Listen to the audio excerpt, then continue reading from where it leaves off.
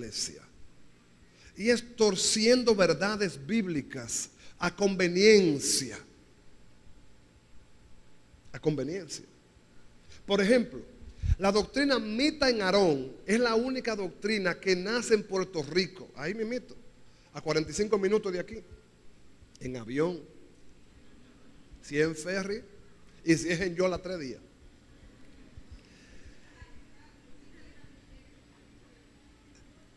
Una mujer que tenía un mover de fe, un mover de Dios, era una mujer que caminó en los caminos de Dios, pero empezó a recibir ciertas atribuciones de dones sensacionales, dones de visiones, dones de sueños, y empezó un concepto de autocalificación, y empezó a torcer las escrituras.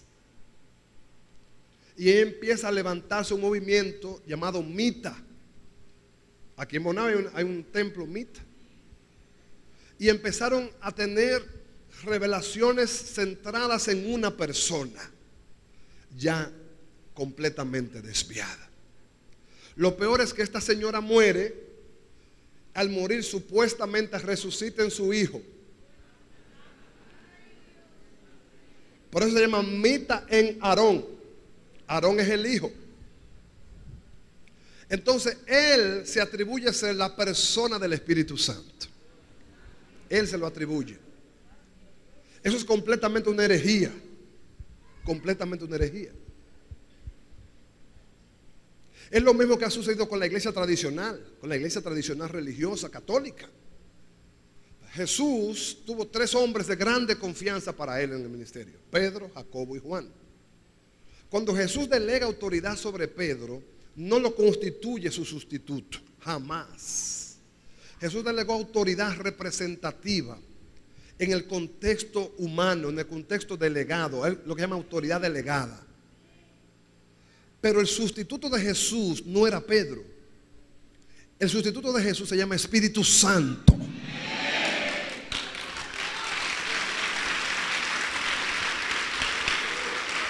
Entonces, en una falsa enseñanza, que es un concepto de herejía y también blasfemo, se le atribuyeron cualidades a un hombre como para llamarse a sí mismo el vicario de Cristo. La palabra vicario significa sustituto. No es verdad que ningún hombre puede sustituir a Jesús en la tierra. Y en esa misma prerrogativa, en ese mismo título, se le atribuyeron otras prerrogativas superiores, como la infalibilidad, o sea, que no se equivoca. El hombre perfecto, el hombre sin pecado. No hay uno sin pecado en esta tierra. Hubo uno y fue la cruz por ti y por mí. Simple y llanamente. Él es el Cordero de Dios, el Santo de Dios. Pero no hay hombre nacido de mujer que no tenga pecado. Entonces, bajo esa atribución de ser vicario de Cristo, se le han atribuido ciertos criterios y ciertas prerrogativas. Entonces, ahí hay blasfemia y hay herejía también, porque han torcido las escrituras. En Mateo 23 la Biblia dice: no llaméis a nadie Padre, porque vuestro Padre está en los cielos. Entonces, pero ¿cuál es la instrucción que nos ha sido dada? Eso es porque no conocemos las escrituras. Porque el peor enemigo del hombre, después de Satanás, es la ignorancia. Hubo un sabio que dijo en una ocasión: cambiaría todo lo que sé por la mitad de lo que no sé.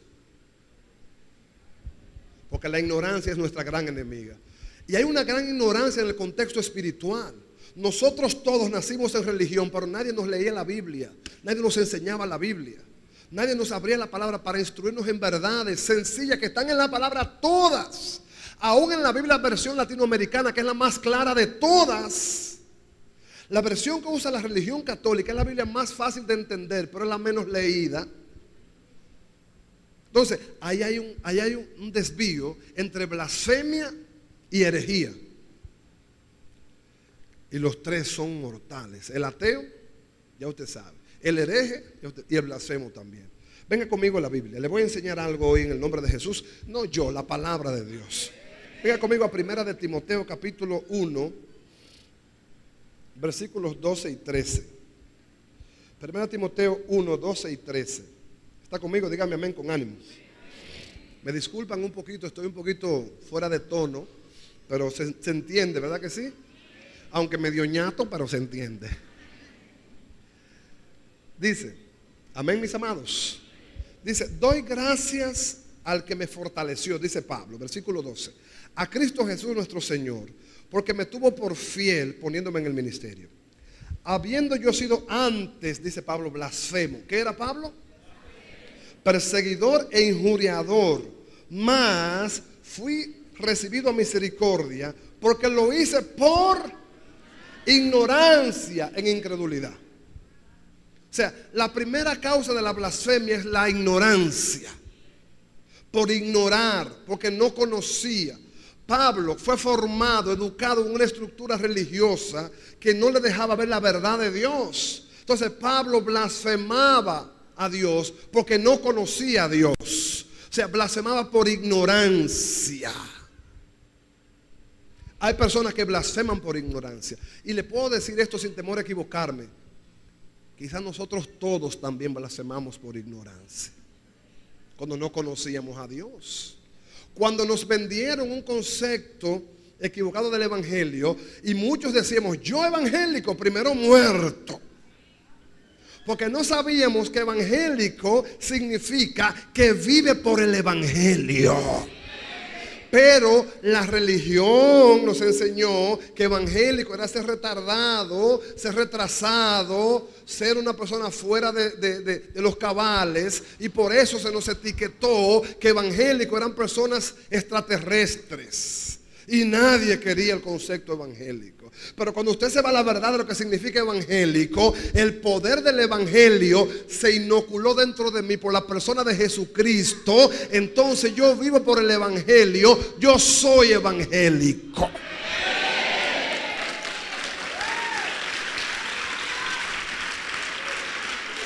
El que lo entiende lo levanta. El que lo entiende lo enarbola y dice, como dijo Pablo en los Romanos capítulo 1 verso 18, no me avergüenzo del evangelio porque es poder de Dios para salvación a todo aquel que cree. Aleluya, aleluya. No me avergüenzo de que el poder de Dios esté dentro de mí. Y el evangelio no es solamente Mateo, Marcos, Lucas y Juan. El evangelio es una persona que se llama Jesucristo, el Hijo de Dios. La palabra evangelio significa del griego evangelium, que significa buenas noticias.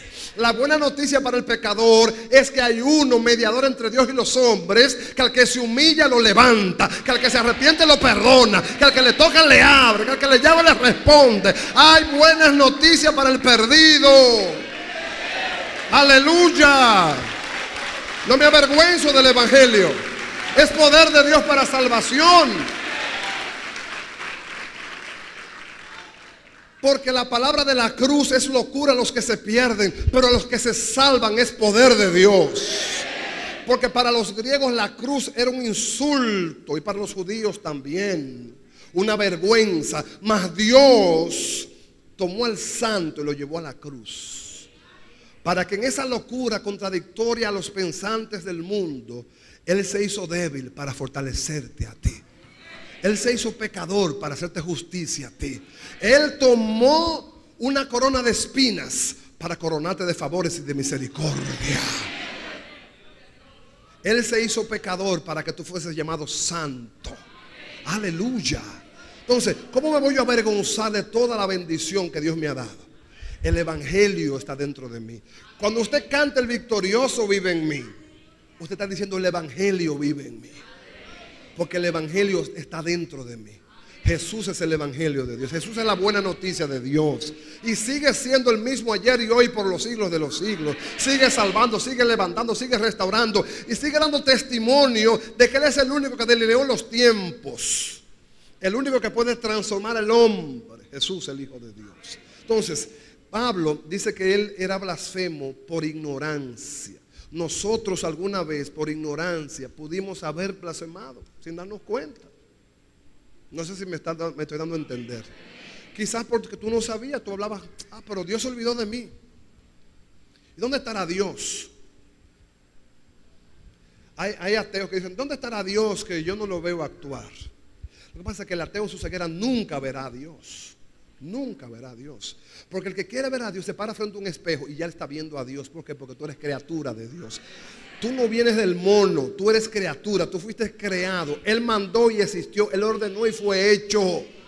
Él dio vida a ese embrión. Cuando tu madre y tu padre se acercaron, hubo un encuentro íntimo. El misterio de la vida se fecundó, se efectuó, porque el Dios de la vida miró ese encuentro y le plació Dios preservar ese esperma para que fecundara ese óvulo. Y después que se fecundó el esperma, el óvulo por el esperma, Dios le dijo, lo voy a preservar, porque aunque él no lo sabe, yo lo miré con amor eterno, y el día que él nazca, yo enviaré mis ángeles a que los guarden. Hay muchos aquí que no lo saben, y por radio y por televisión que no lo saben, que cuando nacieron ángeles estuvieron en tu parto, te guardaron en tu niñez, te guardaron en tu pubertad, hasta el día señalado de la revelación profética, cuando Jesús le plació entonces decir, llegó tu hora, como cuando llegó la hora de Lázaro también, era el cuarto día, le llegó la hora a Lázaro de ser resucitado, el día te llegó a ti también, y que Jesús tocó tu puerta y dijo, hijo, tú no naciste por casualidad, tú no eres una coincidencia, tú no eres un accidente, tú eres un propósito, yo te engendré, yo te fecundé, yo te preservé, yo te guardé, y hoy yo te estoy llamando para que seas mío. Aleluya. Entonces soy hijo de propósito. Del aplauso al Señor.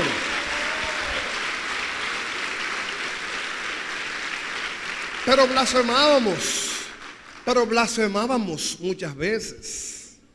Algunos fuimos blasfemos por ignorancia. Le llevábamos Dios a cosas que no eran Dios. Todos los que fuimos por alguna u otra manera idólatras, fuimos blasfemos. Porque de alguna u otra manera le llamamos Dios a cosas que no eran Dios. Usted está acá. Pero lo hacemos por ignorancia, no sabíamos. Estábamos ciegos. Pero cuando se nos abrieron los ojos, se cayeron esas imágenes, esas estatuas en el nombre de Jesús. Se rompieron. Porque nuestro Dios es el Dios invisible. Aleluya. Entonces, ahí viene la primera blasfemia, diga, por ignorancia. Por ignorancia, uno mete la pata, ¿sí o no? Por ignorancia uno se equivoca muchas veces. En la vida espiritual es igual. Una blasfemia por ignorancia. La segunda blasfemia es peligrosa y la tercera mucho más. La va a llevar gradual. La segunda tiene que ver con la dureza del corazón.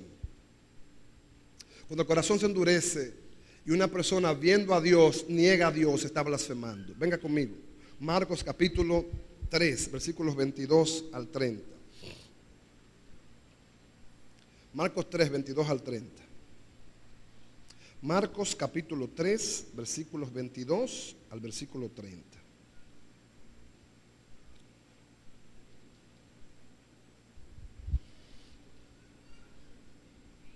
Amén. Dice, pero los escribas que habían venido de Jerusalén decían que tenía Belcebú y que por el príncipe de los demonios echaba fuera a los demonios. Y habiéndolos llamado les decía en parábolas, ¿cómo puede Satanás echar fuera a Satanás? Si un reino está dividido contra sí mismo, tal reino no puede permanecer. Y si aún una casa está dividida contra sí misma, tal casa no puede permanecer. Y si Satanás se levanta contra sí mismo y se divide, no puede permanecer, sino que ha llegado su fin. Ninguno puede entrar en la casa de un hombre fuerte y sacar sus bienes si antes no le ata. Entonces podrá sacar su casa. De cierto os digo que todos los pecados serán perdonados a los hijos de los hombres y las blasfemias cualquiera que sean. Pero cualquiera que blasfeme contra el Espíritu Santo no tiene jamás perdón, sino que es reo de juicio eterno. Porque ellos habían dicho, tiene espíritu inmundo. Mire el versículo 28 y 29. Jesús dice, todos los pecados serán perdonados a los hijos de los hombres y las blasfemias cualquiera que sean, pero cualquiera que blasfeme contra el Espíritu Santo no tiene jamás perdón, sino que es reo, es condenado al juicio eterno. ¿Blasfeme contra quién? Oiga, ¿qué es la blasfemia contra el Espíritu?